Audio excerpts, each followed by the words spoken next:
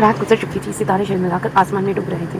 उजाला फैलने लगा था। दूर तक फैले हुए रेगिस्तानियों की ओर से भीगी हुई सफ़ेद रेत बड़ी प्यारी लग रही थी। लगता था रात का समुद्र लहरें ले रहा है। रेगिस्तान होने की वजह से अरब में ज़्यादा गर्मी भी पड़ती है। जहरीली हवा वहाँ चलती है जो इंसानों को देखते देखते जहर में घोल कर मार डालती है। सारे देश में रेत की इतने बड़े बड़े टीले हैं कि मिलो हरियाली नहीं दिखाई देती। एक भी नदी नहीं रेत की टीलों की। भूल भुलैया मुसाफिरों को अपने दामन में ऐसा छुपा लेती है कि फिर उनका पता ही नहीं चलता। अगर अरसे के बाद पता भी चलता है तो उनकी हड्डियों का जो रेत की नीचे दबी हुई उस वक्त सामने आती है जब तेज हवा रेत को एक जगह से उड़ाकर दूसरी जगह फेंक देती है।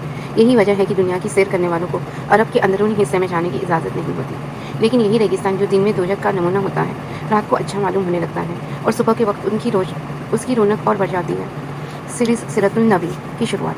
हमारे सीरतुन नबी की शुरुआत सन 611 ईस्वी से होती है। इस वक्त पूरा हिजाज और सारे अरब में बुतों और सितारों की पूजा की जाती है।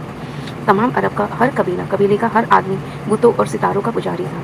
लेकिन यह अजीब बात है कि वे बुतों और सितारों को पूजते हुए भी हश्र और नशर और बदले के दिन के को कायल थे। मुर्दों को दफन करते थे। कब्रों में ऊँटों को इसलिए जीवा करते थे कि उनका अकीदा था कि वे हश्र के दिन इस ऊँट पर सवार होकर चले जाएंगे। वे तौहीद के कायल थे। खुदा को कायनात का पैदा करने वाला मानते थे। बुतों को अल्लाह के दरबार में शफाअत करने वाला समझकर उनकी पूजा करते थे। सुबह हो चुकी थी। ठंडी हवा चल रही थी। उस वक्त मक्का के एक कोने से बहुत ही हल्की सुरीली आवाज़ पैदा हुई जो धीरे धीरे बढ़ने लगी और बढ़ते बढ़ते इतनी बढ़ी कि मक्का शहर की गली गली कूचे कूचे घर घर में उसकी आवाज़ सुनी गई। अरबों की ईद। आज अरबों की ईद थी। वे बहुत सवेरे जाग चुके थे और आवाज़ को सुनकर मर्द और बच्चे बैतुल हराम की तरफ दौड़ने लगे।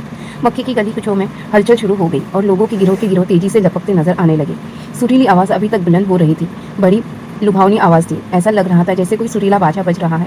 लेकिन लोग शहर के चारों ओर से तेजी के साथ बैतुल हराम की ओर दौड़ रहे थे। वे चमचमाते कपड़े पहने हुए थे और पीले पटके बांधे हुए थे। वे अरबी लिबास में थे। बैतुल हराम यानी खाना काबा भी शहर में कायम था। यही वह हरम शरीफ है जिसकी बुनियाद हज़रत इब्राहिम अलैहिस्सलाम ने रखी थी। मुद्दतों तक यह एक खुदा के मानने वालों की पनाहगाह थी।